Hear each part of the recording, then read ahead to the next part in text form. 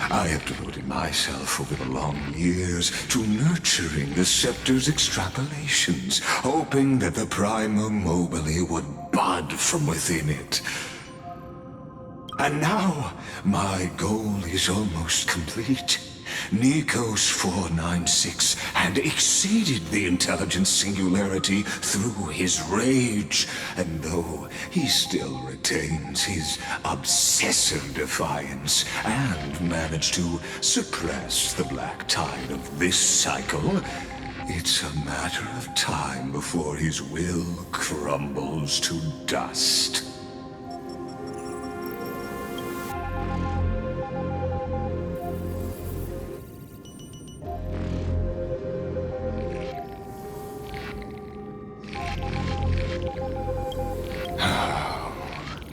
Iron Tomb will be completed. That will not be affected by my plans, your resistance, or the schemes of the two geniuses. It is an irrefutable fact, just like the instance in Luce's calculations.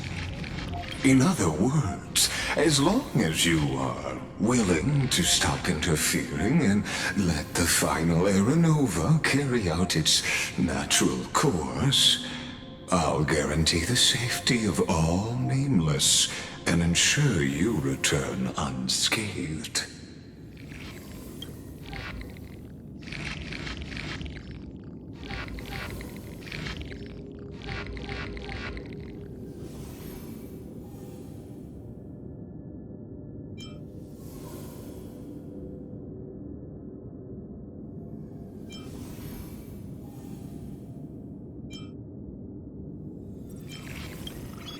You've always had a choice, my lord. You can either accept my sincerity or face the consequences of defying it.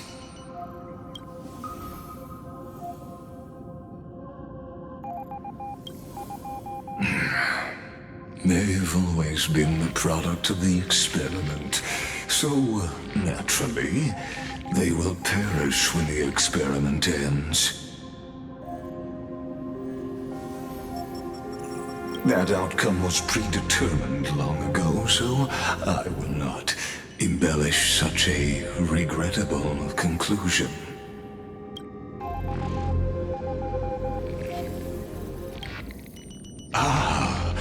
Yes. I am aware of that esteemed lady's whereabouts. Her real identity is quite astounding. If you decide to accept my proposal, then I will do all I can to send her back to you.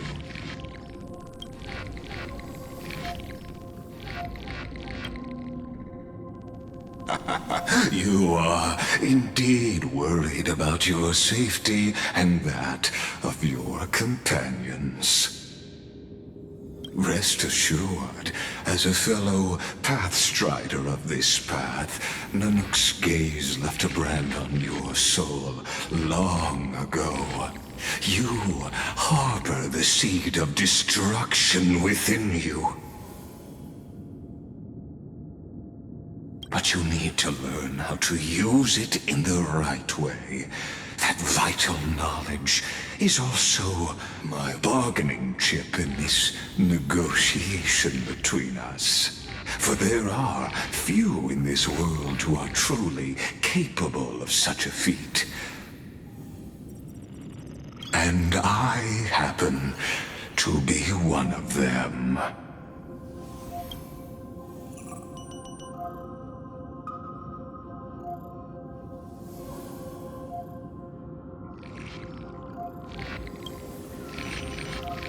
This matter is of grave importance, so please do not make your decision lightly.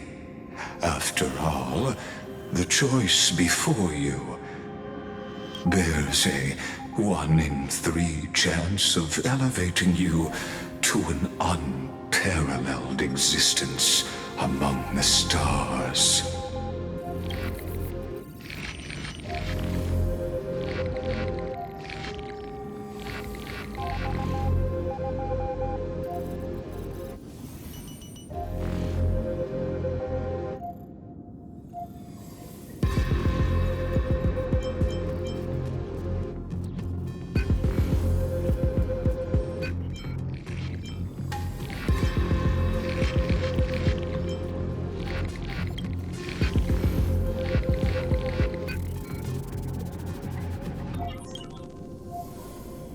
I now see the full scope of the determination in your words. You may now continue your travels.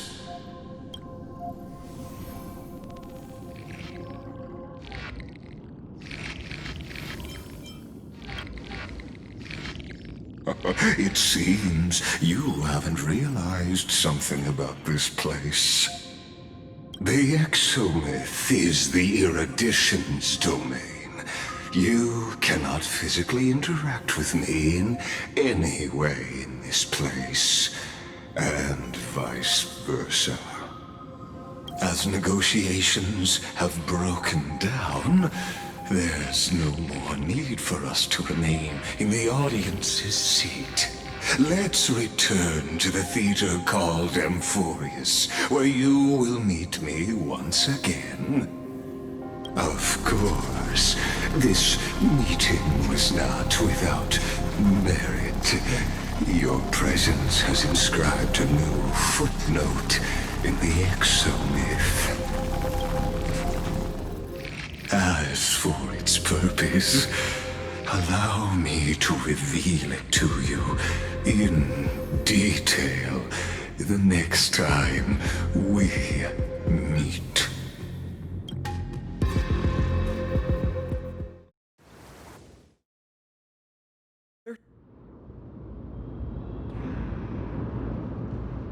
"100 years ago, the flames of war consumed Akama.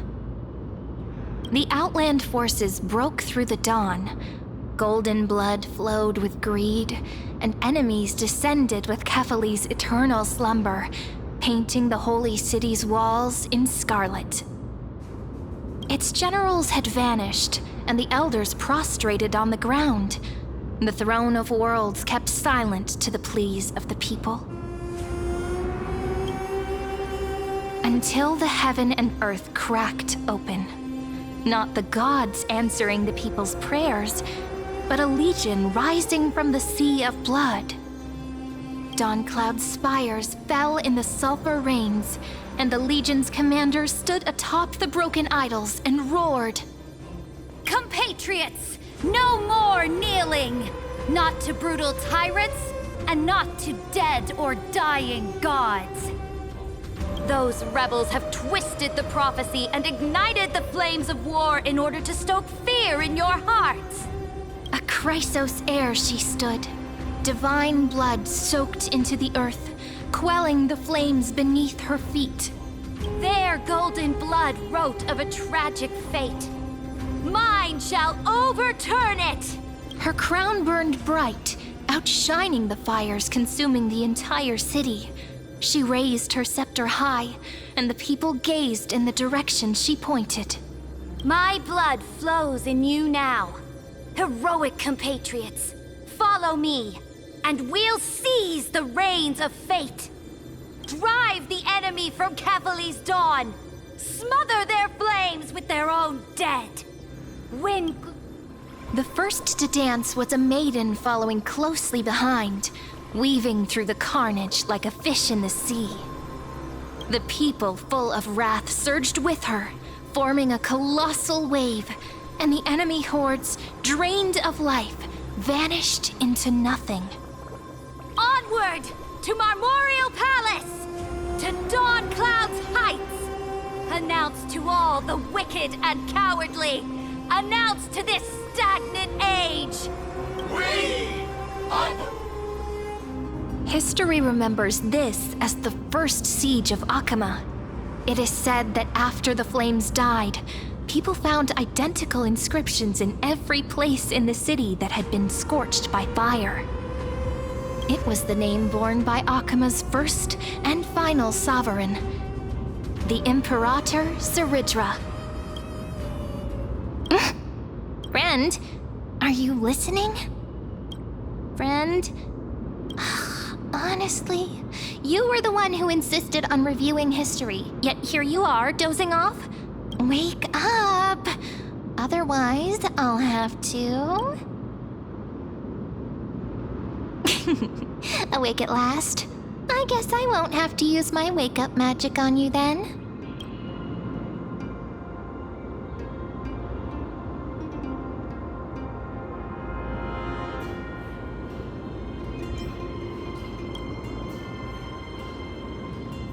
We've arrived. A familiar place. The Temple of the Three Fates. If everything went according to plan, it should be shortly after Talantin's fall. And also the end of the first Flame Chase journey. Indeed, the first Flame Chase ended with the trial of Law. We must find the demigod and gain her trust before the core flame is restored. It'll be tricky, so let's pick up our pace. To Akama first. We can learn more from the crowds there. Tyrant! You and your butchers are not welcome here. Get out! Hold your tongue! Conspiring with Kremnos and plotting rebellion are crimes punishable by death. There are multiple voices, and things seem tense. Let's not get caught up in any trouble. Why don't we find a place to hide and observe from the shadows?